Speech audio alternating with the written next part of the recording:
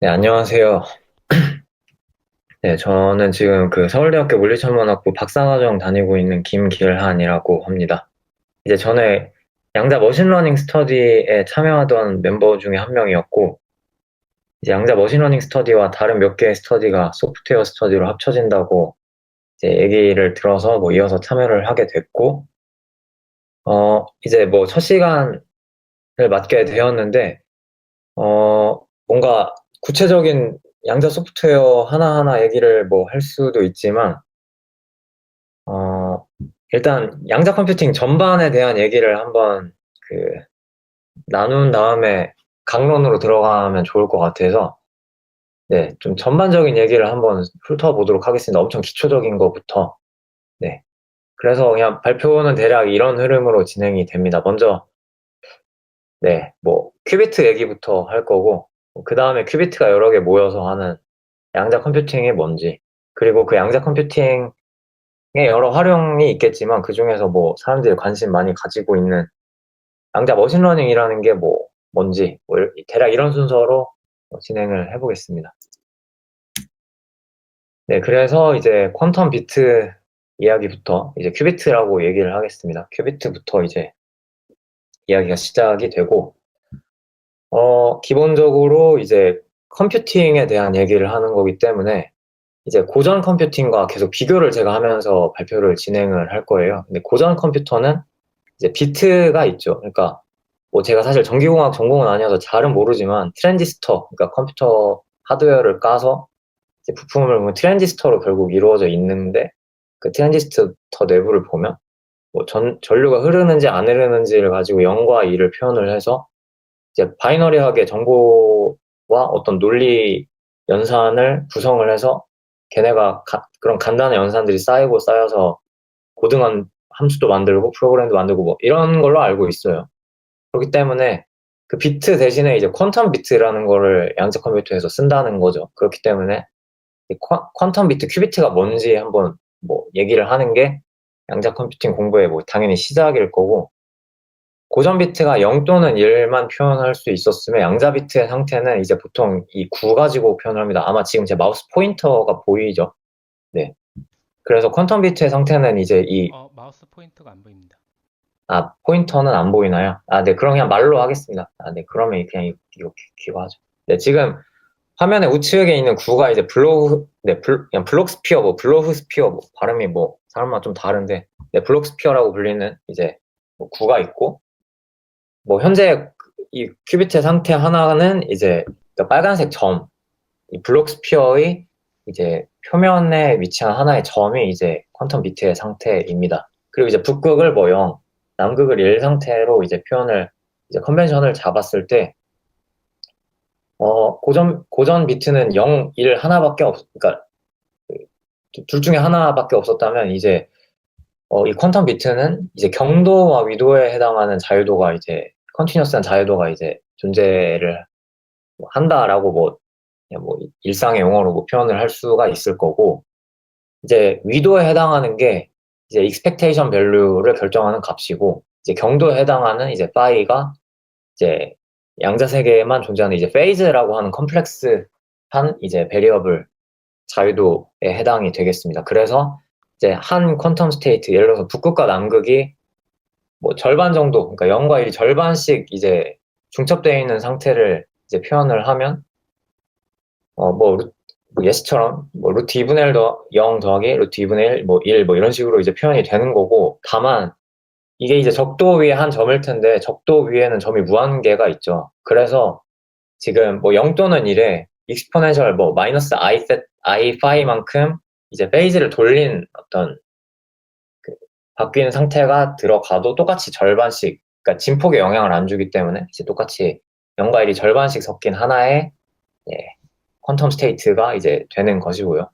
그래서 이제 네 번째 줄, 뭐 마지막 줄로 가서 이제 일반적으로 네, 퀀텀 비트의 상태는 이제 이런 식으로 쓸 수 있다는 말이 되겠습니다.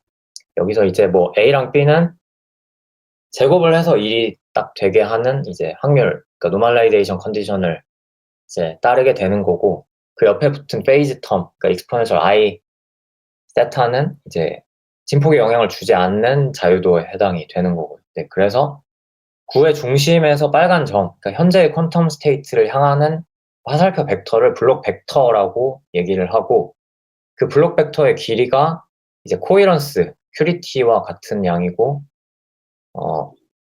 퀀텀 오퍼레이션이, 그러니까 코이런스를 깨지 않는 오퍼레이션만 계속 일어나면, 그러니까 유니타리한 오퍼레이션만 잘 일어나면 블록 벡터의 길이가 줄어들지 않고, 코이런스가 깨진 이제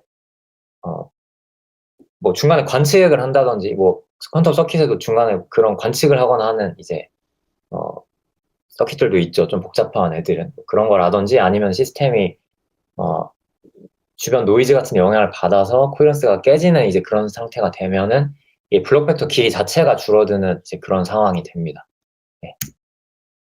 네, 그래서 지금 원 큐비트에 대한 얘기를 첫 페이지에서 얘기를 했고, 이제 이번 페이지 가장 윗줄에 있는 게 이제 2 큐비트 예시예요. 근데 뭐 그냥 뭐 뻔합니다. 그냥 00, 아까 0, 1이었는데 이제 걔네를 텐서곱으로 연결을 해서 00, 01, 10, 11이 이제 모종의 앰플리튜드와 모종의 페이즈로 이제 이렇게 이제 선형결합 돼 있는 상태가 2 큐비트의 일반적인 어떤 상태 표현이 될 거고, 뭐 귀납적으로 n 큐빗에 대해서도 이제 똑같은 표현을 두 번째 줄처럼 이제 할 수 있을 겁니다.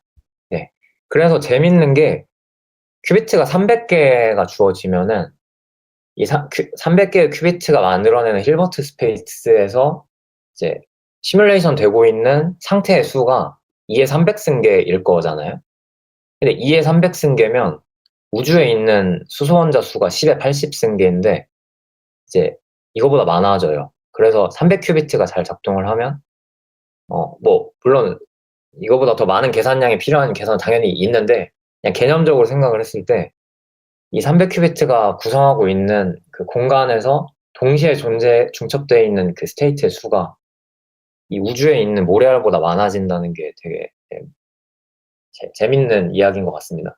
고전적으로는 이제 자유도가 높을지언정 현재 하나의 스테이트만 딱 점유를 하고 있는데, 현실에 있는 그 스테이트는. 근데 양자적으로는 비록 중첩일지언정 이제 이렇게 엄청나게 많은 수가 존재를 하게 되고, 그렇습니다.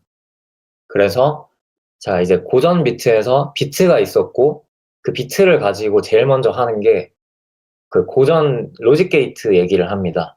그래서 뭐 엔드 게이트, 뭐 오어 게이트 이런 이제 고전 로직 게이트가 존재를 합니다. 얘네는 이제 불리한 연산을 해주는 이제 게이트인데, 그러니까 인풋으로 뭐 01, 뭐 10 이런 애들이 들어왔을 때 아웃풋으로 뭐를 주는지가 이제 결정이 돼요. 뭐 제일 유명한 엔드 게이트는 00이면 0을 뱉고, 01이면 0을 뱉고, 10이면 0을 뱉고, 11이면 2를 뱉죠. 그러니까 A와 B가 둘 다 1일 때만 2를 뱉고 나머지 0을 뱉는 이제 이런 상황이고, 오어 게이트는 하나만 1이어도 2를 뱉는 뭐 이런 거, 뭐 아마 어디선가 다 들어보셨을 겁니다. 네. 그리고 뭐 낸드 게이트, 그러니까 not AND 게이트일 텐데, 낸드 게이트나 노어 게이트는 얘네를 잘 조합하면은 뭐 임의의 불리한 인풋을 임의의 불리한 아웃풋으로 이제 바꾸는 매핑을 만들 수 있다라고 하는 이제 뭐 유명한 뭐 정리, 이제 성질도 알려져 있죠. 네. 네, 그러면 이제 당연히 양자 버전의 이 로직 게이트가 존재를 할 텐데, 그 양자 버전의 로직 게이트를 얘기를 하기 위해서 이제 퀀텀 스테이트를 이제 그 벡터로 표현하는 법을 뭐 알아야 합니다. 네. 일단 1큐비트 상태에서 0 상태, 1 상태를 10, 01 벡터로 맨 윗줄처럼 이제 표현을 하고, 이제 2큐비트 상태는 방금 말한 1큐비트 상태의 텐서 프로덕트이기 때문에 00 상태는 0 텐서 프로덕트 0, 그래서 1빵빵빵이고, 뭐 이렇게, 네. 01은 뭐 01빵빵 이런 식으로 계산이 뭐 됩니다. 그래서 결과적으로 이제 머신러닝 용어를 갖다가 얘기를 해보면 이제 원핫 벡터라고 하죠. 이제 n 디멘셔널 벡터의 성분 하나만 1이고 나머지 다 0인 벡터를 원핫 벡터라고 이제 머신러닝에서 얘기를 많이 하는데, 이제 큐비트가 n개 존재하는 상황에서 k번째 뭐 스테이트는 이 n승계의 성분을 가지고 다 0인데 뭐 k번째 성분만 1인 뭐 이제 원핫 벡터로 이제 표현이 된다. 뭐 이런 얘기입니다. 네. 네, 그래서 이제 퀀텀 로직 게이트를 얘기를 할 건데, 제일 간단하고 뭐 기본이 되는 로직 게이트가 이제 X 게이트라고 하는 게이트고, 뭐 NOT 게이트라고 부르기도 하고, 뭐 파울리 X 게이트라고 하기도 하는데, 이제 얘는 이제 행렬로 쓰면 0일 10입니다. 그러니까 방금 전에 굳이 갑자기 퀀텀 스테이트를 벡터로 표현하는 법을 뭐 이야기를 먼저 한 이유가, 결국에 그 양자 게이트는 현재 그 퀀텀 스테이트를 이런 행렬곱을 하는 것과 같거든요. 그래서 행렬곱을 당하는 이제 그 벡터 표현을 이제 방금 확인을 한 거고, 네, 그래서 로직 게이트는 결국에 행렬을 나타내는데 X 게이트라고 하는 애는 이렇게 0, 1, 1, 0, 네, 이제 이런 행렬을 나타냅니다. 직관적으로는 이제 블록 스피어 상에서 블록 벡터를 X축을 기준으로 파이 라디안만큼 돌리는 작용을 하는, 네, 그러한 그 게이트입니다. 그래서 예를 들어서 지금 X 게이트에 0이 0 앞에 앰플리튜드가 루트 3분의 1, 1에 붙은 앰플리튜드가 루트 3분의 루트 2인 스테이트가 인풋으로 들어왔을 때 어떤 아웃풋이 나가지느냐는 그냥 이 행렬 곱으로 결정이 되는 거예요. 네. 그리고 이제 좀 더 직관적으로는 0과 1의 진폭이 서로 뒤바뀌는 그런, 네, 그 오퍼레이션을 해줍니다. 이 게이트는. 네, 그래서 이렇게 왼쪽에서 오른쪽 흐름으로 이렇게 서킷 그림 가지고는 이렇게 표현이 되고요. 네. 네, 그리고 정말 유명하고 정말 중요한 게이트가 이제 하다마드 게이트입니다. 하다마드 게이트는 네, 행렬로 표현하면 이제 이렇게 됩니다. 그래서 이제 직관적으로는 블록 벡터를 y축에 대해서 2분의 파이 라디안만큼 돌리고 그 다음에 낫 게이트를 그 다음에 또 작용을 시킨 이제 그런 꼴이고, 뭐 일방이라는 애가 들어왔을 때 하다마드 게이트를 거치면 루트 2분의 1, 1, 즉 딱 그 중첩, 네, 상태가 만들어진 뭐 플러스 스테이트 뭐 이렇게 부르기도 하죠, 쟤를. 네, 그렇게 만들어집니다. 그러니까 얘는 이제 중첩을 만들어주는 게이트이기 때문에 이제 뭔가 양자성을 뭔가 잘 기본적으로 이제 많이 쓰일 것 같은 이제 그런 네, 형태를 가졌죠. 그 함수식이. 네. 네, 그래서 하다마드 게이트입니다. 네. 그래서 여기까지가 이제 방금 이제 하다마드 게이트까지가 이제 원 큐비트에 작용하는 게이트였습니다. 근데 이제 당연히 그 원 큐비트에 작용한 게이트는 이 둘 말고도 몇 개가 더 있습니다. 지금 X랑 하다마드만 얘기했는데 Y축에 대해 돌리는 작용하는 애도 있고 Z축에 대해서 하는 애도 있고요. 네. 근데 이제 일단 기본적으로 블록 스피어 상에서 어떤 축을 기준으로 어떤 각도만큼도 이제 돌리는 이제 그러한 게이트들이고, 네. 그럼 이제 이번 페이지에서는 이제 CNOT 게이트, 그러니까 Controlled NOT 게이트라는 이제 게이트가 써져 있는데, 이제 여기부터는 2큐비트에 작용하는 게이트입니다. 그래서 얘는 일단 기본적으로는 00은 00, 01은 01, 10은 11, 11은 10을 뱉는 애인데, 그러니까 검정색 쪽 애가 1이면 뚫려있는 쪽 애가 뒤집히는 이제 그런 게이트예요. 네. 그래서 행렬로 쓰면은 이제 뭐 이렇게 되고, 네. 근데 이제 당연히 지금 양자 상태에 대한 얘기를 하고 있기 때문에 인풋이 들어올 때도 여러 양자 상태의 중첩이 들어옵니다.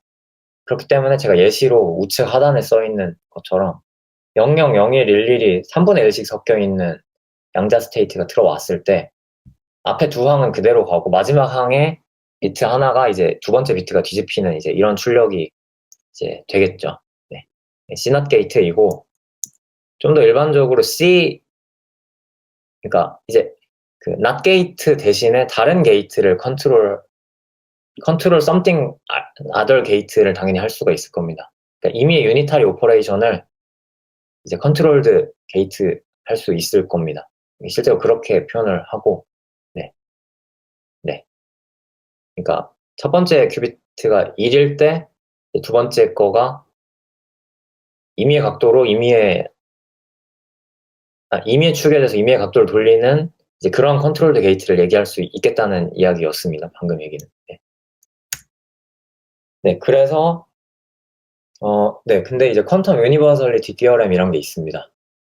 그러니까 시넛 게이트랑 이제 오늘 얘기했던 제가 말씀드렸던 싱글 게이트 그리고 오늘 언급하지 않았던 나머지 싱글 게이트들 이 게이트 셋으로는 임의의 유니터리 오퍼레이션을 이제 만들어서 만들 수 있다라고 하는 이제 정리가 있고 유니버설리티를 보장하는 게이트 셋은 지금 제가 예시로 가져온 이 하나의 셋 말고 몇 개가 더 있습니다.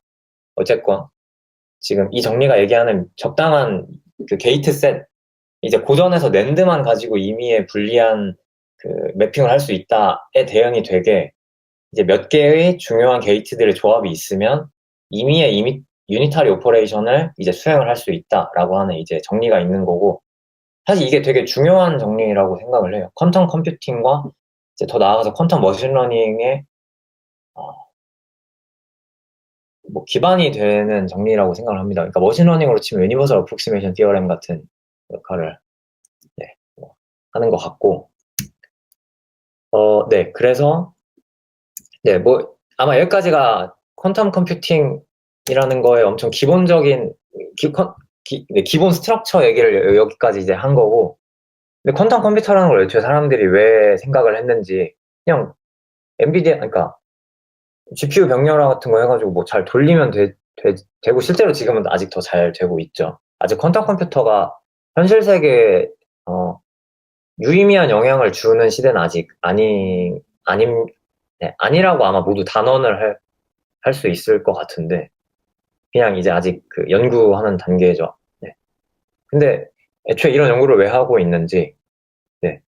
일단 퀀텀 스프리머시라고 하는 거를 이제 도달을 하려고 하는 건데 이제 퀀텀 스프리머시라 하면 이제 고전 컴퓨터에 고전 컴퓨터로 이제 달성할 수 있는 어떤 계산 효율, 계산 퍼포먼스에 비해서 압도적인 성능을 양자 컴퓨터로 조달을 했을 때 이제 퀀텀 스프리머시가 달성이 됐다라고 얘기를 이제 합니다. 그래서 이론적으로는 퀀텀 스프리머시를 달성할 수 있는 알고리즘들이 이제 굉장히 많이 제한이 되어 있어요. 대표적으로 제가 두 개만 가져왔는데 그로버 서치 알고리즘 1996년도에 그로버 박사님이 발표하셨는데 데이터베이스에 뭐 n개의 원소가 있을 때 내가 원하는 원소를 찾으려면 평균적으로 2분의 n번 서칭을 해야 됩니다. 하나씩 이렇게 번다고 했을 때.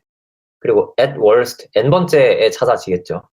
그러니까 최대 그러니까 대충 n 정도 오더의 어떤 그 계산, 그러니까 오퍼레이션이 필요합니다. 1번, no. 2번, no. 3번, 찾았다. 근데 이제 평균적으로 n번 정도, 2번에 n번, 그러니까 n 정도 오더가 이제 필요하다는 거고.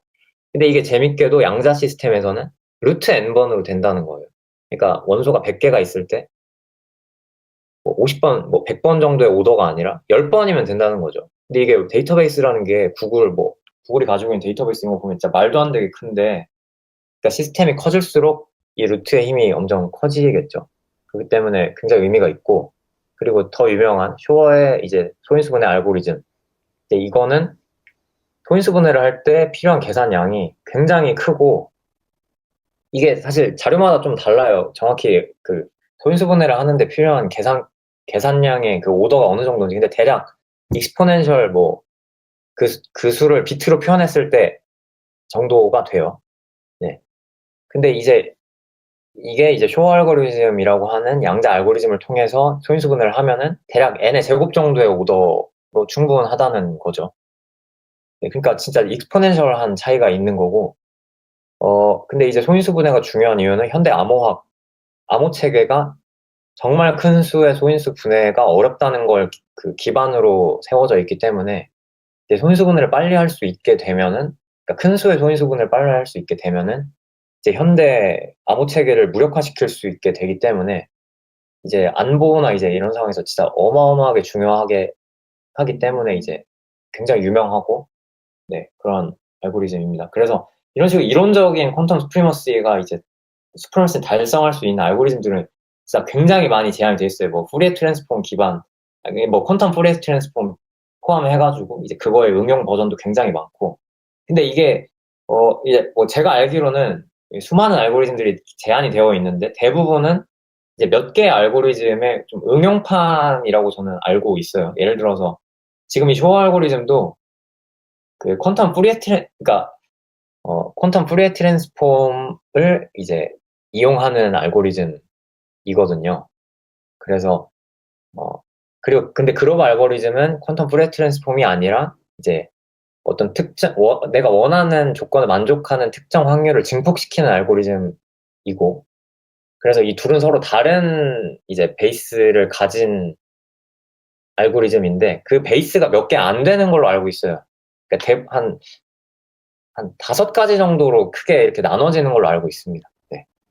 네, 그래서 일단 이게 대충 알고리즘이 어떻게 돌아가는지 이미 다 아실 수도 있을 것 같기도 하고, 뭐 기초 스터디 이런 데서 아마 했을 수도 있을 것 같기도 하고, 이미 제가 앞에서 한 얘기들 다. 근데 얘가 워낙 간단하기 때문에 스텝 바이 스텝 글로벌 서치 알고리즘이 그 원소를 어떻게 빨리 찾는지 뭐 간단하게 그냥 한번 살펴보면, 일단 글로벌 알고리즘의 서킷은 좌측 상단처럼 생겼어요. 네. 그리고 이제 이렇게 하나하나씩, 그러니까 단계를 거치면서 이제 마지막에 관측을 하는 이제 이런 상황인 건데, 제가 이 회로의 중간 과정, 그러니까 1번, 2번, 3번 스테이트에서 이제 직관적으로 무슨 일이 일어나는지를 지금 오른쪽에 그 표시를 했어요. 한번 그거를 설명을 드릴 텐데, 일단 처음에 하다마드 게이트가 이렇게 앞에 쫙 깔려 있어요. 즉, 이제 모든 파서블 스테이트를 다 동등하게 중첩시키는 이제 그런 일을 맨 처음에 하고 있는 거예요. 그러니까 지금 큐비트가 3개니까 2의 3승계의 스테이트가 지금 다 8분의 1의 확률로 섞인 이제 그런 상태가 되는 거예요. 아, 근데 제가 지금 오른쪽 그림은 2큐빗으로 했는데 그냥 2큐빗으로 설명을 하겠습니다. 그러니까 지금 00, 01, 10, 11이 다 25%씩 섞여 있는 이제 그런 상태를 이제 만든 거고, 이 중간 과정에서는 어떤 일이 일어나냐면, 이 중간 과정을 이터러티브하게 계속 하는데, 한 번 할 때마다 무슨 일이 일어나냐면, 그러니까 내가 찾고자 하는 스테이트가 10 스테이트에 해당이 된다면, 일단 처음에 10 스테이트를 뒤집고, 그게 이제 2번이고요. 그 다음에 현재 상태에서의 평균을 구한 다음에, 그게 이제 2번의 두 번째 줄이고요. 그 녹색이 지금 평균이 녹색 정도 되겠죠. 그 평균을 기준으로 다시 역전을 시킵니다. 그러면은 1번 상태랑 비교했을 때 내가 조건으로 걸었던 원하는 어떤 스테이트의 확률이 당연히 높아질 수밖에 없을 거예요. 그리고 이 과정을 여러 번 반복을 하면 당연히 1령의 확률이 나머지 스테이트가 관측될 확률보다 압도적으로 커질 겁니다. 그래서 대략 2의 n승, 그러니까 n큐비트 상태에 대해서 루트 2의 n승 정도 스텝을 하면 이게 딱 거의 1에 가까워져서 얘의 계산량은 이제 2의 n승, 2의 2분의 n승 정도에 오더라고 이제 얘기를 합니다. 네. 네. 근데 이게 그냥 갑자기 생각이 나는 건데, 뭔가 이터러티브하게 하는 거면 이거 VQA인 거 아니냐라고 뭐 혹시 질문을 하실 수도 있는데, 얘는 VQA가 아니죠. 네.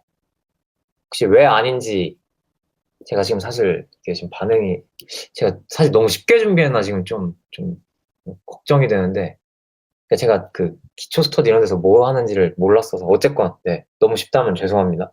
일단 네, 왜냐면 관측을 마지막에 한 번만 하기 때문에 베리에이셔널 알고리즘이라고 할 수가 없습니다. 얘는 그냥 이 중간 G라고 돼 있는 부분을 그냥 연달아서 계속 길게 늘어놓은 거에 오히려 해당이 되죠. 네, 일단 뭐 그렇죠. 그래서 예시로 제가 그냥 이름만 가져온 쇼어 알고리즘에 대해서도 지금 이 스텝 바이 스텝으로 무슨 일이 일어나는지 직관적으로 설명해 놓은 자료들이 요즘엔 굉장히 많더라고요.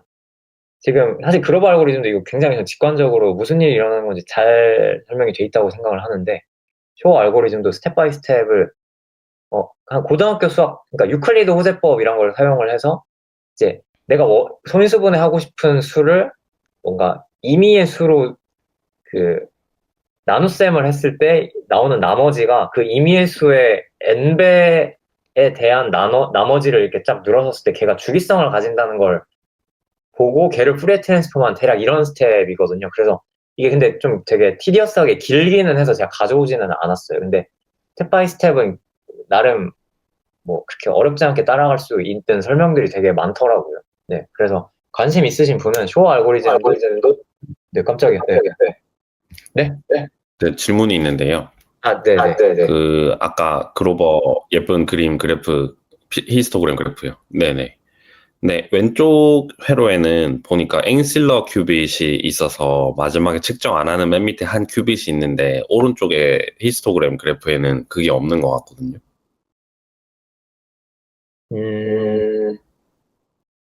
네. 그래? 지금 그 회로에서 밑줄에 있는 이 엔실러 큐비트 역할이 이 오른쪽에 있는 히스토그램에서의 뭔지 말씀하시는 거죠? 네, 맞아요. 제 생각에는 지금 이 엔실러 큐비트가 하는 역할은 마킹하는 데 활용을 하는 걸로 제가 기억을 합니다. 그러니까 원하는 스테이트를 뒤집을 때 이 엔실러 스테이트가 알겠습니다. 네, 페이즈 로테이션을 제한시킴으로써 네네네. 오는 걸 알겠습니다. 감사합니다. 근데 이게 제가 반대로 여러분께 다시 반문을 제가 드려요. 이게 좀 이상하지 않아요? 왜냐면 내가 일령을 찾고 싶은데 지금 일령을 표시하고 있잖아요. 그러니까 이게 모순적이라는 생각이 전 처음에 들었거든요. 그러니까 내가 답을 알고 그 답을 표시해가면서 마지막에 답이 사라졌다라고 얘기를 하는 모양새처럼 보이지 않으세요?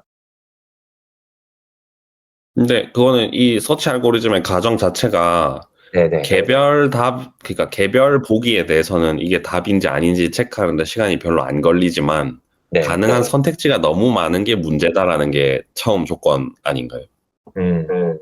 그래서 오라클 하나하나가 작동하는데 만약에 시간이 너무 오래 걸린다면 예를 들어 걔가 주는 오버헤드가 익스포넨셜 오브 뭐 큐빗이라면 그러면 사실은 이걸 프랙티컬하게 응용할 수가 없는 거죠. 네, 알겠습니다.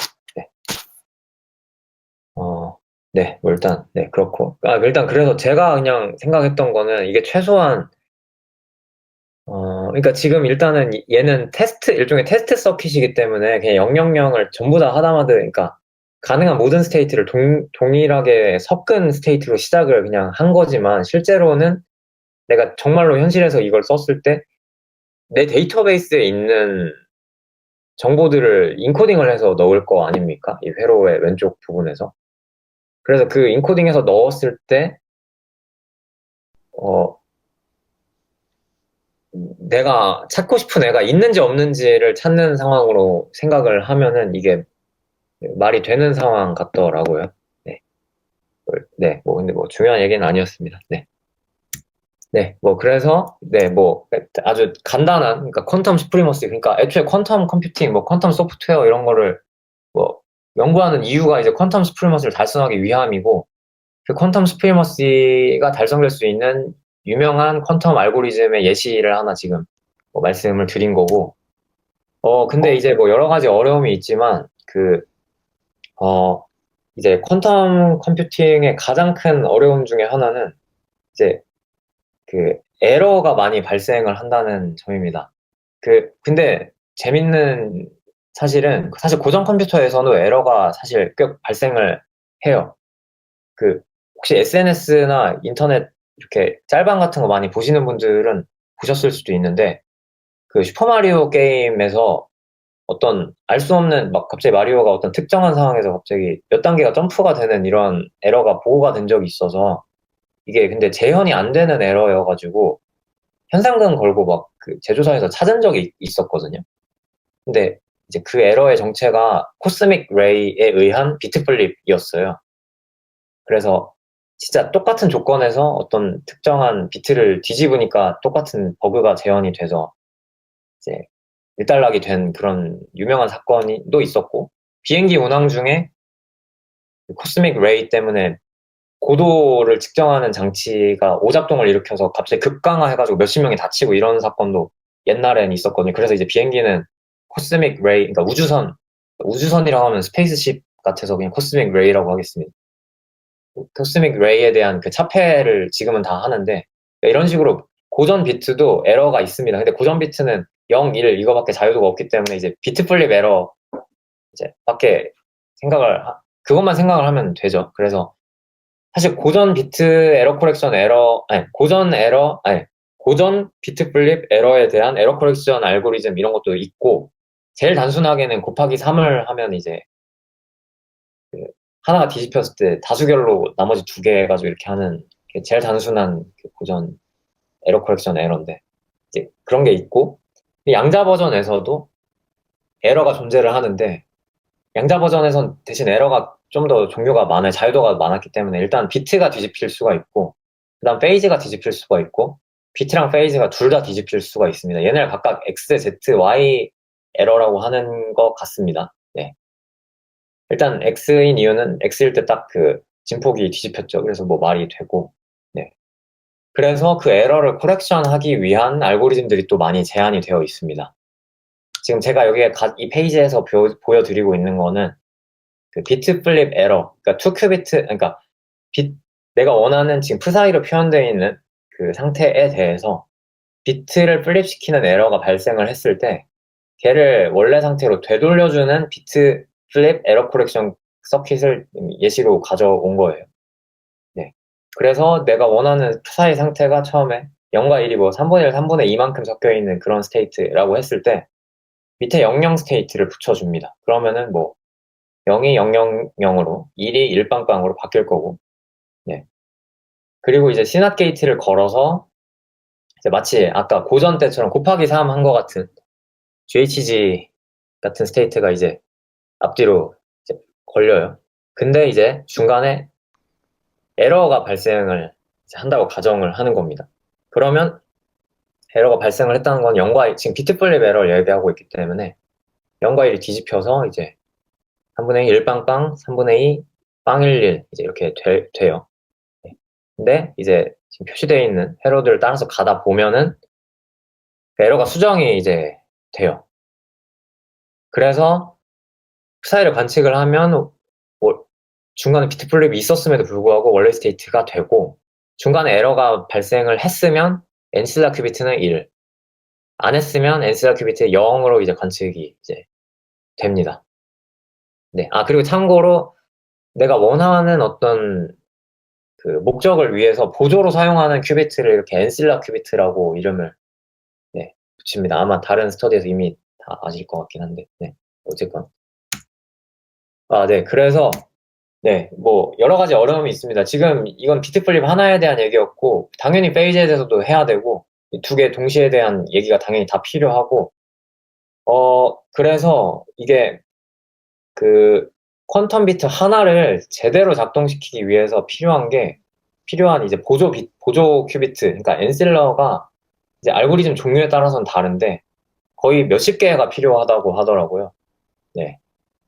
그래서 지금 이따 뒤에서도 언급을 한번 할 거지만 구글이나 이제 이런 회사에서 최대로 지금 클라우드로 가져다 쓸 수 있는 큐비트의 수가 100개 정도의 오더인데 걔네를 거의 다 동원해도 큐비트 한두 개 정도만 소위 로지컬 큐비트, 그러니까 에러 커렉션이 다 보장이 돼 있는 큐비트 하나를 겨우 돌릴까 말까 한 이제 그런 상황이라는 거죠, 지금 현재 상태가. 네. 이제 그런 상황에서 이제 주목받는 게 이제 베리에이셔널 알고리즘이에요. 네. 이제 근데 이제 중요한 게 제가 막 오늘 그 깊이 가져오지는 않았는데 그 베리에이셔널 그 퀀텀 알고리즘 하면 보통 베리에이셔널 알고리즘을 연구를 많이 해가지고 그냥 베리에이셔널 퀀텀 알고리즘 이퀄 퀀텀 알고리즘이라고 생각하는 사람들이 생각보다 있는데 그 베리에이셔널 하지 않은 알고리즘들이 당연히 그 많이 있고 그 이론적으로 퀀텀 스프리머시가 보장되는 거는 이제 베리에이셔널이지 않은 쪽이에요. 네. 근데 여러 가지 이유로 베리에이셔널 퀀텀 알고리즘이 이제 연구가 이제 많이 되고 있는데 이제 그 중에 하나가 얘가 에러에 좀 덜 민감하다고 합니다. 그래서 현재 소위 니스큐 에라라고 하는 지금 시대에 만약에 양자 컴퓨터를 이용해서 뭔가를 실용단에서 한다고 치면 그나마 이제 건드려 볼 수라도 있는 게 베리에이셔널 알고리즘이기 때문에 이제 베리에이셔널이 좀 네, 뭐 많이 얘기가 되는데 네, 그래서 이제 그 베리에이션 알고리즘 중에서 이제 해밀토니안의 그라운드 스테이트를 구하는 문제로 이렇게 표현을 할 수 있는 알고리즘을 이제 베리에이셔널 퀀텀 아이겐솔버라고 하고 이제 VQE 뭐 이렇게 표현을 이제 하죠. 네. 그래서 회로로는 가장 아랫줄처럼 돼 있고 뭐 이게 스텝 바이 스텝 무슨 일이 일어나는지를 대략 설명을 하면 이게 네, 일단 1번이 이제 안사츠라고 하는 과정이고요. 그러니까 내가 원하는 그러니까 이게 안사치를 이제 일상의 용어로 표현하는 게 사실 조금 까다롭다고 이제 전 생각을 하는데 이제 현실에 있는 정보를 양자 스테이트로 인코딩하는 상황이라고 일단 저는 생각을 하면 제일 편해 보이거든요. 네, 그래서 일단 그렇게 그냥 이해를 하시면 되겠습니다. 그래서 내가 가정하고 있는 문제의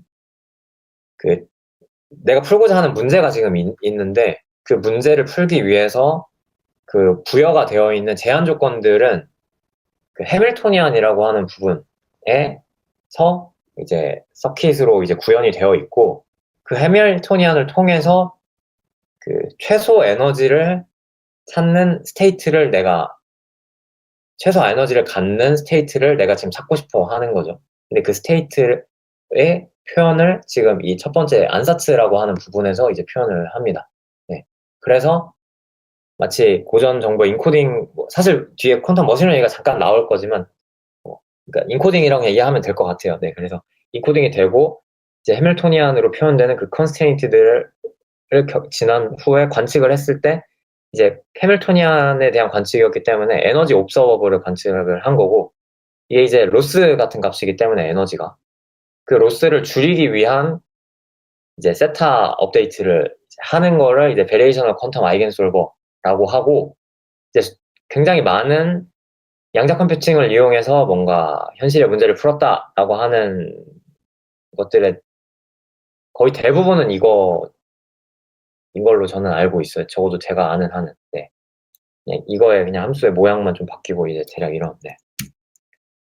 네. 그래서 네. 그럼 이제 퀀텀 머신러닝 얘기를 해볼 건데 사실 뭐 그냥 똑같은 얘기인데 일단 머신러닝 얘기를 좀 해볼게요. 머신러닝에 대한 얘기를 사실 뭐 수많은 얘기를 할 수 있지만 지금 하는 맥락에서 그냥 제일 연관 지어질 수 있는 단순한 모형을 하나만 얘기를 해보면 네, 서포트 벡터 머신이라고 하는 머신러닝 공부를 하다 보면은 교과서 한 챕터 1이나 2에 나오는 기본 모형이 하나가 있어요. 그러니까 기본적으로 이건 그러니까 리니어 클래시파이어인데 그러니까 이제 그림으로 봤을 때 그러니까 지금 왼쪽에 있는 그림을 리니어하게 파란색 세모와 또 빨간색 동그라미를 나누고 싶어 하는 상황인 거예요. 네. 근데 당연히 못 나누죠. 리니어하게는. 근데 이제 좀 트릭을 써서 그러니까 원래 문제가 얘를 직선으로 나누는 그 직선의 방정식을 찾는 거예요. 즉 지금 fx라고 표현하고 있는 이제 fx를 이제 찾고 싶은 건데 fx를 직접 찾기가 어려우니 뭐 레프레젠테이션 티어렘 뭐 이런 걸 써가지고 이 문제를 듀얼한 다른 문제로 바꿉니다. 그러니까 일종의 그냥 르장드르 변환을 한 거예요. 그래서 이제 업데이트 해야 되는 파라미터 수도 이제 W를 원래 업데이트를 하죠. 근데 이 W의 수가 인풋 데이터 개수 곱하기 인풋 데이터의 차원 정도 되는데 이제 그거가 인풋 데이터의 개수 알파를 이제 듀얼 프로그램에서 알파를 업데이트 하는데 알파의 개수가 이제 인풋 데이터의 개수만큼밖에 없어요. 근데 이제 여기서 그냥 x랑 t를 그냥 곱하면은 사실 똑같고 이제 여기서 모종의 하이어 오더한 매핑 함수를 이제 우리가 정합니다. 예를 들어서 이 데이터를 봤을 때 지금 빨간색 점과 파란색 점이 대략 원 모형으로 나뉘어져 있는 것처럼 생겼잖아요. 그러니까 이런 관측된 소수의 샘플들을 보고 거기에서 인덕티브 바이어스를 이제 모델에 부여를 하는 거죠. 그래서 하이어 오더 매핑을 할 때 얘네는 원형 모양으로 지금 분포가 되어 있으니까 지금 좌표가 x1, x2 이런 식으로 점 하나가 표현이 되어 있을 텐데 얘네를 3차원으로 늘리자. x1 제곱, x2 제곱 더하기 루트 2 x1, x2 이런 식으로. 그러면은 얘네가 이렇게 3차원 이렇게 그 오른쪽 그 무지개 색깔 있는 것처럼 이렇게 뭔가 휘어진 공간으로 투사가 되는 것처럼 돼요. 그러니까 뭐 넌 리니어 피처 매핑을 지금 일종의 한 거죠. 그럼 이 상황에서는 리니어한 즉 평면 또는 직선 가지고 분류가 되죠. 네.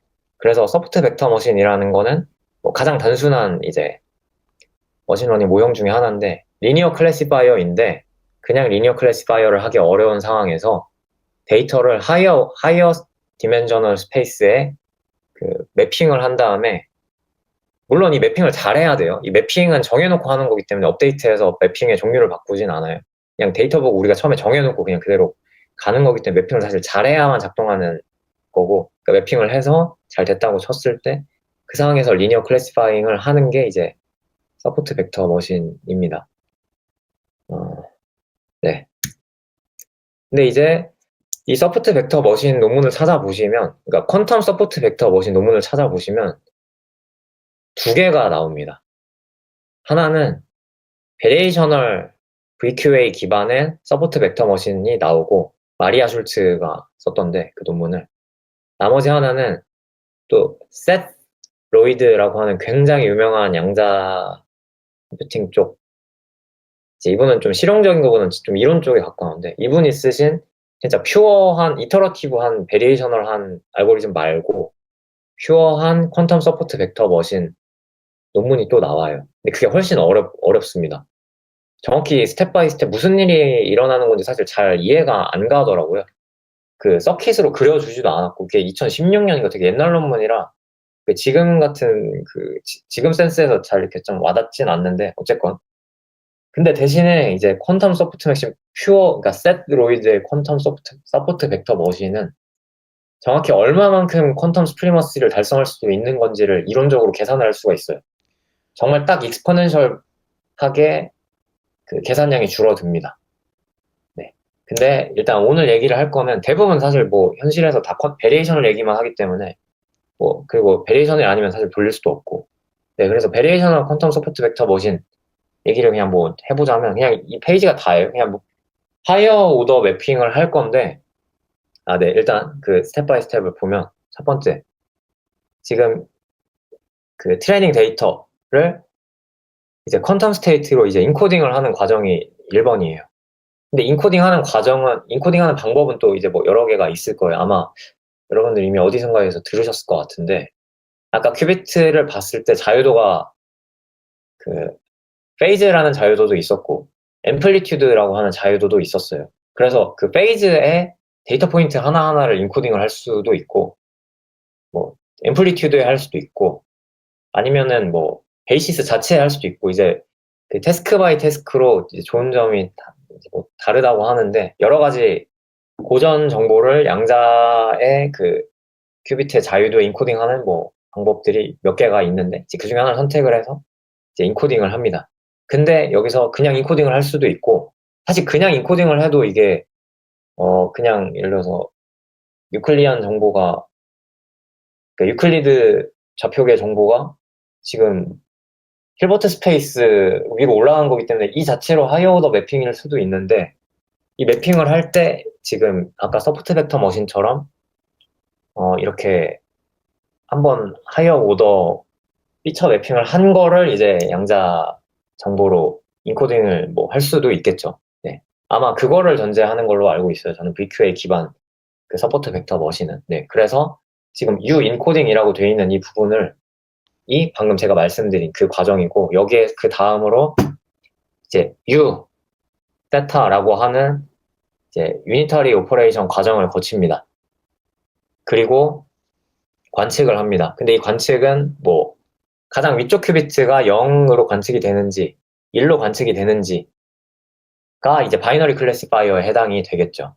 그래서 이 중간에 U 세타의 세타를 이제 수정을 해가면서 0라벨 데이터에 대해서는 0이 1라벨 데이터에 대해서는 1이 관측이 되게 U를 이제 수정을 하는 게 이제 뭔가 베리에이셔널한 머신러닝의 가장 단순한 폼이다 라고 얘기를 할 수 있을 겁니다. 그래서 보통 VQ이라고 얘기하는 부분이랑 VQ 머신러닝이랑 파라미터 업데이트하는 부분이 달라요. 그러니까 VQ 머신러닝은 지금 관측되기 전 상황, 관측되기 전의 유니터리 오퍼레이터가 업데이트가 되고요. 그냥 보통 VQ, 그러니까 뭐 VQ2는 처음에 안사츠를 준비하는 과정에서 안사츠 자체가 이제 파라미터라이즈 돼 있어서 그걸 업데이트합니다.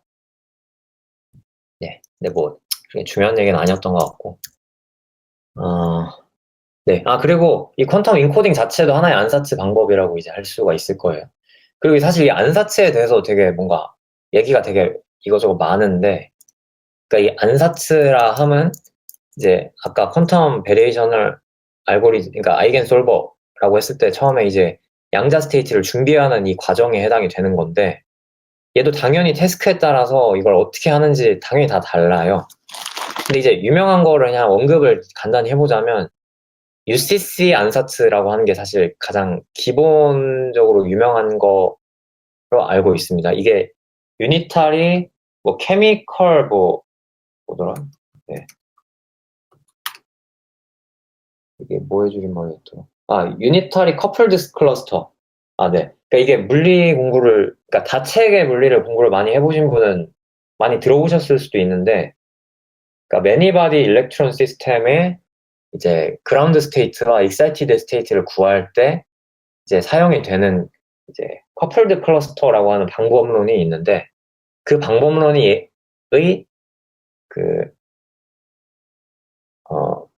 그라운드 스테이트와 걔를 익사이티드 시켜주는 오퍼레이터가 곱해져 있는 형태로 처음에 이제 그 스테이트를 만들고 시스템에 부여해 있는 지금 맥락이 화학 맥락이기 때문에 뭔가 화학적인 제한 조건이 있을 때 이제 걔를 여기에서의 로스 값을 최소화하는 이제 스테이트를 찾는 이제 이런 게 그 양자 컴퓨팅을 이용한 그 양자 화학 계산에 활용된 대표적인 예시였고요. UCC 안사츠라고 하는 이름으로. 근데 이게 UCC 안사츠는 베리에이셔널 알고리즘 중에서도 큐비트가 좀 많이 필요하대요. 그래서 이제 IBM 사람들이 큐비트가 상대적으로 좀 덜 필요하고 그냥 일반적인 그 맥락에서 좀 더 그냥 편하게 사용할 수 있는 그냥 이름을 갖다 붙이기로는 하드웨어 이피션시 안사츠라고 그냥 검색하시면 나오는 얘기가 있는데, 그냥 앞에서 말한 1큐비트 게이트, 2큐비트 게이트를 그냥 복잡하게 그냥 무작위로 연결해 놓은 뭐 그런 거를 이제 지금은 현실상 많이 쓰는 것 같더라고요. 네, 그래서 이 앞부분 인코딩을 어떻게 하는지 자체도 되게 큰 연구 주제인 걸로 알고 있습니다. 네, 그래서 뭐 어쨌건 지금 이 머신러닝 맥락에서는 클래시컬 데이터를 클래시컬 인포메이션으로 인코딩하는 과정이 지금 안사츠에 해당이 되는 거고, 네, 모종의 지금 인코딩을 해서 이렇게 표현이 되고, 그러니까 지금 그냥 데이터를 뭐 x제곱, 뭐 x 루트 2 x1, x2 이런 식으로 하이어 오더하게 바꾼 파일을 한 다음에 이제 걔를 양자 상태로 이제 갖다 넣는 거를 지금 이렇게 1번에서 얘기를 하고 있어요. 2번은 준비된 양자 상태에다가 모종의 유니타리 오퍼레이션을 가합니다. 결국에 중간에 여러 가지 종류의 양자 회로들을 거칠 텐데, 그 회로들을 결국 하나의 유니타리 오퍼레이션을 표현을 할 수가 있을 거예요. 그리고 그 게이트 부분마다 파라미터가 다 각각 있어서 그 해당 파라미터를 이제 4번, 그러니까 3번에서 관측을 한 다음에 로스를 보고 이제 4번에서 파라미터를 이제 이렇게 마치 그레디언트 디센트처럼 이제 업데이트를 하는 게 이제 양자 머신러닝, 양자 클래시파이어, 뭐 좀 더 스페시픽하게 얘기하면 양자 베리에이셔널 양자 서포트 벡터 머신이라고 얘기를 뭐 할 수 있겠습니다. 네. 네, 뭐 그래서 뭐 대략 뭔가 이제 하드웨어가 아닌 부분의 양자에서 무슨 얘기들이 오가는지에 대한 간단한 이제 훑음이었고, 지금 뭐, 아마 여러분들도 해보셨을 수도 있지만, IBM이나 마이크로소프트, 뭐, 구글, 아마존, 어지간한 빅테크 회사들은 지금 클라우드 기반 양자 컴퓨팅 서비스를 제공을 하고 있습니다. 그래서 API를 받아서 원격으로 미국에 또는 뭐 도쿄나 이런 데 있는 양자 컴퓨터를 돌려볼 수가 있고, 대략 50개에서 100개 돈을 냈을 때 이 정도 오더를 이제 돌릴 수 있는 상황입니다. 네. 그리고 아마 하드웨어를 저보다는 더 잘 아시겠지만 지금 오른쪽에 네, 뭐 하드웨어가 대략 이런 식으로 생겼다고 얘기를 하죠. 그리고 지금 좀 하단에 있는 검은색 점 같은 게 딱 양자 그 소자하고 위에 있는 것들은 그 소자의 전기공학적 신호를 넣기 위한 어떤 장치들이고 그 전기공학적 신호들이 그 게이트 오퍼레이션을 결국에 하는 거고요. 그리고 얘네를 겉에 두꺼운 쇠로 둘러싸서 마이너스 273도를 만들어서 이제 양자 오퍼레이션을 돌리죠. 아직 그 양자 신호가 굉장히 thermal fluctuation에 비해서 작기 때문에 thermal fluctuation을 극소로 낮추어야 겨우 이제 잘 보이고 하기 때문에 예, 그 thermal fluctuation, 그러니까 열적 요동을 없애기 위해서 영하 273도를 만들어서 이제 실험을 하죠. 그러니까 10mK 정도를. 네. 네. 하지만 이제 뭐 한계가 뭐 아까도 많이 얘기했지만 일단 뭐 아까 에러 커렉션 두 번째 항목이 에러 커렉션 얘기인데 에러 커렉션 자체도 에러 커렉션이지만 아직 게이트 오퍼레이션의 성능 자체가 굉장히 낮은 걸로 알고 있습니다. 이게 fidelity 라고 표현을 하죠. 지금 이 페이지 가장 윗줄에 있는 F equal something 이라고 제가 써놓은 식이 이제 fidelity라고 하는 식인데 이제 얘는 내가 어떤 게이트 오퍼레이션을 했을 때 예측했던 도달점과 실제로 도달한 점 사이의 거리 같은 겁니다. 그래서 퍼센테지로 보통 얘기를 해요. fidelity 몇 자리 실험, 99.99%, 99.999%. 근데 이게 양자 컴퓨터를 잘 작동을 시키려면 하나의 게이트가 오퍼레이션을 계속 뭐 수천 수만 번도 해야 되기 때문에 99.999%도 사실 모자라거든요. 근데 지금 제가 뭐 알기로 한 99.9% 정도인 걸로 알고 있어요.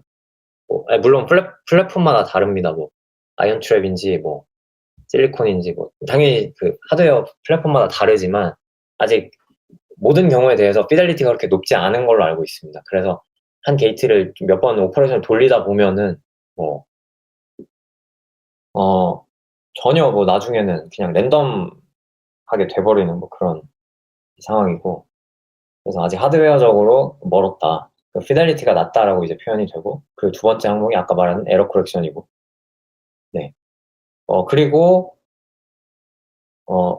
이게 이 상황에서 어떻게 해보려고 하면 에러 커렉션을 이제 잘 써야 되는데 에러 커렉션을 이제 돌리려면 하나의 잘 작동하는 큐빗을 만들려면 이제 아까 말씀드렸던 것처럼 몇십 개의 이제 보조 큐비트가 필요하다는 거죠.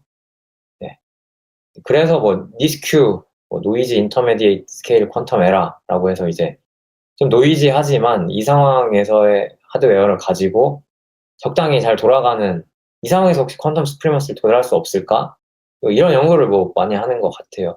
그래서 VQA를 그래서 많이 쓰는 거고 베리에이셔널 퀀텀 알고리즘을 이게 일단 계산 전체 부분 중에 일부분만 양자 회로가 장담을 하고 있고 관측 뭐 이런 건 고전히 하죠.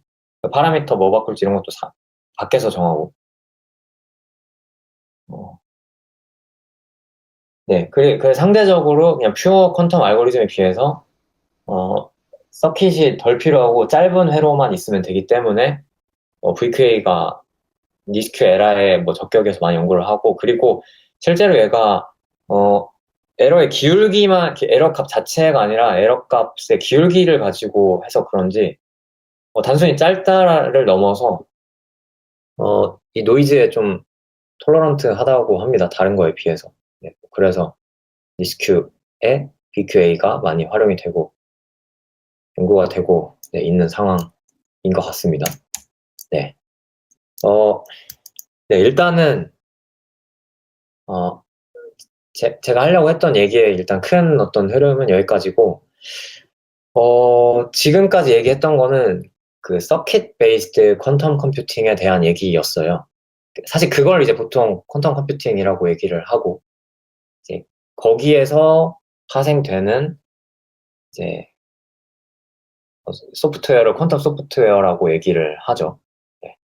근데 제가 이거를 좀 보다 보니까 퀀텀 어닐링이랑 그러니까 어닐링 얘기도 좀 하면 좋을 것 같다는 생각을 했어요. 왜냐하면 일단은 여기서 지금 IBM, 구글 같은 애들이 50개, 100개 정도 큐비트를 돌리고 있다고 말씀을 드렸는데 디웨이브라는 회사, 제가 사실 이 슬라이드를 옛날에도 보여드린 적이 있어요. 앞부분은 이 스터디에서 제가 어쨌건 디웨이브는 5,000개를 큐빗을 쓸 수가 있어요. 이상하지 않나요? 뭔가 디웨이브라고 하는 이름도 잘 못 들어본 회사가 구글, 아마존의 100배 많은 큐비트를 쓸 수 있어요.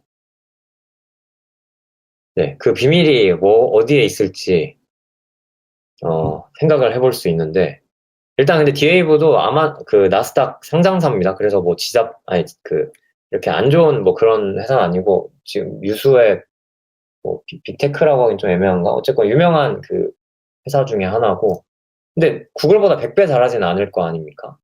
그래서 근데 걔네가 하고 있는 거는 제가 지금 말씀드렸던 서킷 베이스드 퀀텀 컴퓨팅이 아니라 다른 걸 해요. 얘네는 디웨이브는. 디웨이브가 하는 게 뭔지를 이제 말씀을 드릴 거고 그게 이제 퀀텀 어닐링이라고 하는 거고 이제 퀀텀 어닐링을 얘기하기 위해서 지난번에 보여줬던 슬라이드가 이제 이직 모델부터 제가 설명을 시작을 했어요.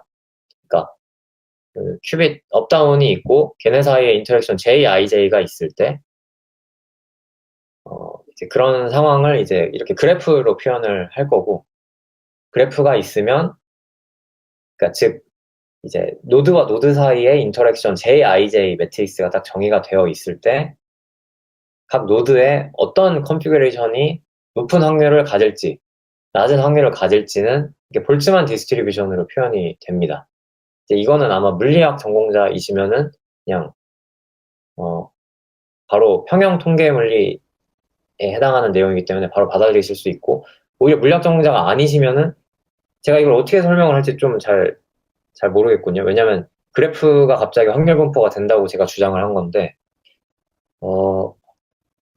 이게 만약에 통계물리의 지식을 배제하고 어떻게 설명해야 될지는 제가 잘 모르겠네요. 근데 스핀 시스템 가지고 해밀토니안과 스핀 시스템 가지고 얘기를 했을 때 자연스러운 평형 통계적 기술이고 근데 만약에 이제 JIJ가 플러스 1, 마이너스 1 이렇게 통일되어 있는 상태면 이제 그걸 이직 모델이라고 하는데 얘가 이미 실수 플러스 0.5, 마이너스 2.73 이런 식으로 복잡한 실수 분포를 하면 이제 그걸 글래시한 시스템, 스핀 글래스라고 얘기를 합니다. 그리고 그런 시스템은 어떤 JIJ가 주어졌을 때 얘를 가장 낮은 에너지로 만드는 스핀 컨피그레이션이 뭔지를 찾는 게 쉽지가 않아요.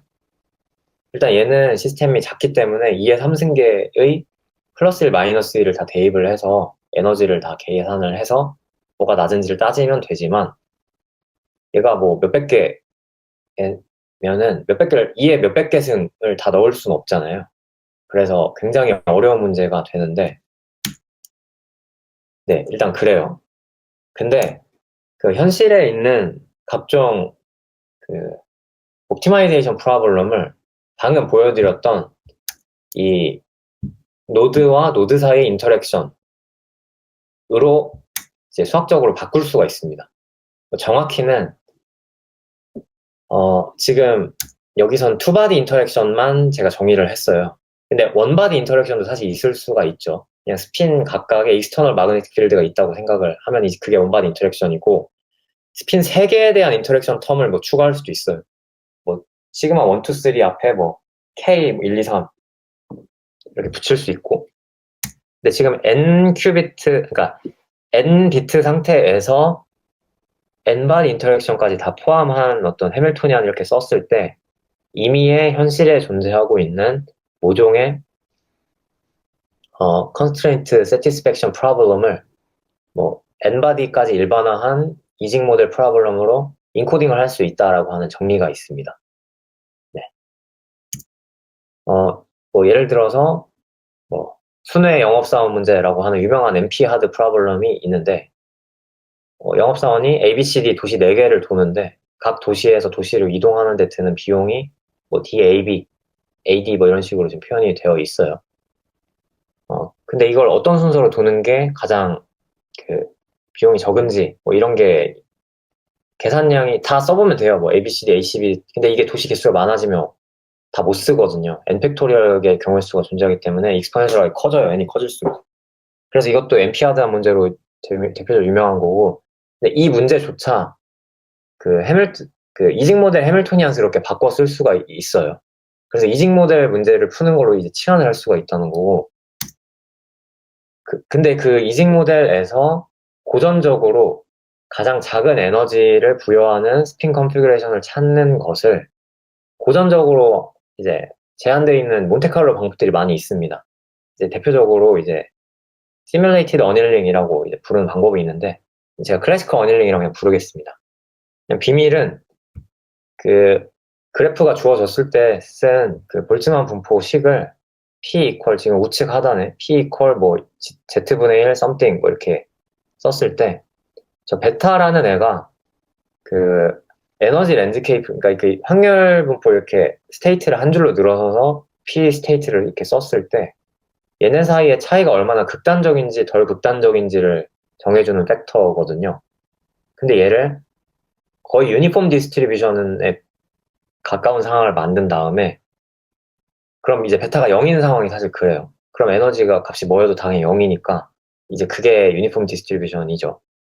그런 상황에서 랜덤워크를 시키는 와중에 베타를 천천히 높여서 이제 뭐 거의 무한대까지 올리면 이렇게 깊은 골짜기에 높은 확률로 빠집니다. 그게 이제 그라운드 스테이트에 해당하는 거고요. 뭐 이런 방법론이 있어요. 설명을 굉장히 나이브하게 했는데 근데 이 똑같은 일을 양자 상태에서 하는 겁니다. 그러니까 클래시컬 어닐링을 방금 한 건데 퀀텀 버전 어닐링을 사실 생각을 해볼 수가 있어요. 그러니까 온도 자체가 0도여도 X방향 필드를 강하게 걸면은 모든 스테이트가 같은 확률로 그러니까 같은 앰플리튜드로 중첩되어 있는 이런 스테이트가 돼요. 그럼 마치 여기서 유니폼 디스트리뷰션처럼 되는 거예요. 네, 그 상황에서 X방향 필드를 서서히 끄면 마지막에 남는 해밀토니안 텀은 우리가 원래 관심이 있었던 시스템의 해밀토니안이죠. 그러면 퀀텀 어다이아바틱 티어렘에 의해서 우리가 원래 관심이 있었던 시스템의 그라운드 스테이트에 이제 도달을 한다. 충분히 X방향 자기장을 천천히 끈다면. 네, 이게 이제 퀀텀 어닐링에 대한 미니멀한 설명이었습니다. 네. 근데 이제 퀀텀 어닐링 자체에 대해서 뭐 논하는 게 퀀텀 소프트웨어 스터디에 부합할 것 같진 않고 제가 이걸 굳이 언급을 한 이유는 이게 결국에 제가 옛날에는 제가 사실 이 똑같은 슬라이드로 전에 발표를 한번 한 적이 있어요. 그때 제가 이거랑 퀀텀 아이겐솔버랑 사실 같다고 주장하시는 분들도 많다라고 얘기를 했는데 뭐가 같죠? 라고 하는 환영님의 질문에 제가 그때는 사실 대답을 못했는데 그 이유가 제가 사실 그때는 서킷 베이스드 양자 컴퓨팅에 관심이 사실 거의 없다시피 해서 그게 뭔지도 모르는 상태였어서 제가 그때는 그냥 대답을 안 하고 넘어갔는데 이번은 아니고 한 몇 달 전에 이제 공부를 해보니까 그냥 저도 이제 그 똑같다는 말에 지금 동의를 하는데 왜냐면 지금 가로 방향 자기장을 엄청 세게 건 상황이 지금 모든 파서블 스테이트가 동일하게 중첩되어 있는 상태라고 제가 말씀을 드렸잖아요. 근데 그 상황이 그 수많은 퀀텀 베리에이셔널 솔버 앞부분에서 또는 퀀텀 알고리즘 앞부분에서 하다마드 게이트를 건 상황이랑 똑같아요. 잠시만요. 하다마드 게이트 예를 들어서 이 그로버도 그렇고, 물론 그로버는 베리에이셔널은 아니긴 한데, 맨 앞에 하다마드 게이트를 다 걸면은 모든 파서블 스테이트가 동일하게 중첩이 되거든요. 그쵸? 근데 뭐 이거는 지금 베리에이션이 아니라 좀 좋은 예시는 아닌데, 일반적인 베리에이셔널 퀀텀 아이겐 솔버들 중에서도 이제 그 스타팅 포인트가 그 모든 스테이트의 중첩으로 시작하는 애들이 있어요. 네. 근데 그 상황에서 지금 X방향 자기장을 천천히 꺼서 마치 지금 이제 고전 어널링처럼 지금 그 확률 분포 랜드스케이프가 오른쪽에서 왼쪽으로 가는 걸 지금 유도를 하는 건데 양자 시스템에서 감마 방향 그러니까 이 감마를 지금 무한대에서 0으로 끄겠다는 건데 이 과정조차 유니터리 과정이거든요. 근데 이미의 유니터리 과정은 이제 아까 퀀텀 유니버설리티 티어렘에 의거해서 그 퀀텀 로직 게이트들의 조합으로 만들 수 있어요. 이걸 어떻게 만들지 찾는 건 또 다른 문제지만 이론상으로는 가능합니다. 그렇기 때문에 이 감마, 그러니까 처음에 하다마드 게이트로 다 동등하게 섞여 있는 거를 이제 이것도 시스템에 따라서 이제 타임이 어떻게 스케일링이 되는지가 또 바뀌긴 할 텐데 천천히 그 우리가 원하는 어떤 그 첫 해밀토니안 스테이트로 바꿔주는 그 게이트 셋을 만들어서 그걸 중간에 작용을 시키면 그냥 퀀텀 원힐링을 서킷 베이스드 퀀텀 컴퓨팅에서 뭐 구현을 할 수가 있는 거죠. 뭐 원칙상. 네. 그래서 이게 사실 키아스 이건 뭐 그냥 사석에서 한 거기 때문에 교수님 말씀을 뭐 드리기보다는 그러니까 교수님들이 하셨던 말씀 중에 하나 그러니까 VQE를 굉장히 그 회의적으로 생각하는 사람들이 생각보다 많아요. 왜냐하면 VQE라는 것 자체가 그러니까 베리에이션 알고리즘이라는 것 자체가 퀀텀 스프리머시가 도달이 가능한지조차 불분명하거든요. 이론적으로 그냥 양자로 뭔가를 했다라고 구색만 맞추지 이게 뭐 이거에서 뭐 이론적으로 그래서 뭐가 좋은데라고 얘기했을 때 명확한 답변이 저는 없는 걸로 알고 있어요. 근데 이제 지금 뭔가 그라운드 스테이트 구하는 느낌으로 지금 많이 쓰고 있는데 그럴 거면 이제 애초에 그라운드 스테이트 솔버로 개발이 돼 있는 퀀텀 원힐링을 쓰는 게 좀 맞다고 생각을 하거든요. 큐비트도 100배나 더 많이 쓸 수 있고 그리고 얘는 심지어 이제 일반적인 게이트 오퍼레이션에 대한 조작이 필요가 없기 때문에 그래서 이제 큐비트의 퀄리티가 이제 그 서킷 베이스드 서킷 베이스드 컴퓨팅 큐빗을 돌리기 서킷 베이스드 퀀텀 컴퓨팅을 돌리기 위해 필요한 큐비트에 비해서 우리가 건드리는 자유도가 적기 때문에 더 많은 이제 큐비트를 만들어서 이제 조합을 시킬 수가 있어서 100배나 더 많은 거거든요. 네. 그래서 뭐 이게 좀 갑자기 개인 의견 주장 시간이 돼서 좀 갑자기 좀 이상한데 퀀텀 원힐링을 되게 무시하는 사람들이 많아요. 저거 퀀텀 컴퓨팅도 아닌데 왜 퀀텀 컴퓨터라고 거짓말하냐부터 시작을 해서 저거 그라운드 스테이트 구하는 거밖에 못하는데 뭐 어쩌라는 거냐부터 시작해서 근데 현실에서 굉장히 많은 연구들이 그냥 베리에이셔널 알고리즘으로 그라운드 스테이트 구하는 걸 하고 있어요. 그 서킷 베이스드 퀀텀 컴퓨팅 맥락에서 이제 근데 그럴 거면 얘네를 어닐링으로 하는 게 효율이 더 좋은 거 아닌가 이런 생각을 하게 되더라고요. 네, 뭐 일단 그렇고 그래서 근데 아마 이런 주장 자체는 좀 생소한 주장이실 수 있어요. 그래서 왜냐면 어디에 있는 주장이 아니라 진짜 그냥 제 개똥 철학이거든요. 그래서 지금 퀀텀 소프트웨어 앞으로 지금 스터디 진행이 되면서 여러 가지 토픽이 지금 진행이 될 거로 기대를 하고 있는데 어닐링이라는 것 자체를 아마 직접적으로 다루게 될지는 다른 분들이 다룰지 모르겠지만 이제 어닐링이라는 것 자체도 이 퀀텀 컴퓨팅 퀀텀 소프트웨어 맥락의 한 페이지로 해석이 될 수도 있다라는 주장을 한번 해봤습니다. 네, 뭐 일단 제가 준비한 내용은 여기까지입니다. 네, 뭐 그래서 뭐 그냥 마지막 슬라이드로서 이 아래는 그냥 됐고 그냥 뭐 디웨이브 아까 얘기 그러니까 이제 98년도에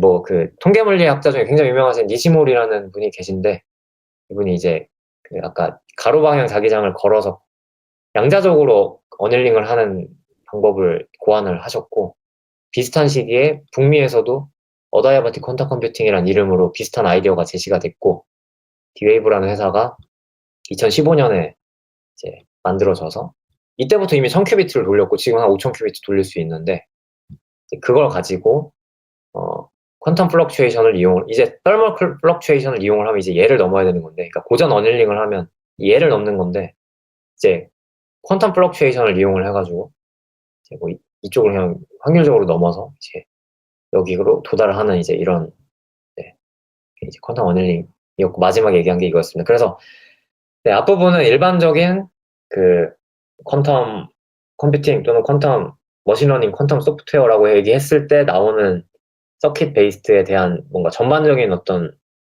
오버뷰를 했다고 볼 수 있을 것 같고, 뒷부분은 제가 개인적으로 관심 있는 퀀텀 모델링이 이 퀀텀 컴퓨팅, 퀀텀 소프트웨어 맥락에서 어떻게 설명에 포함될 수 있는지에 대한 얘기였습니다. 네, 발표 여기까지 하겠습니다.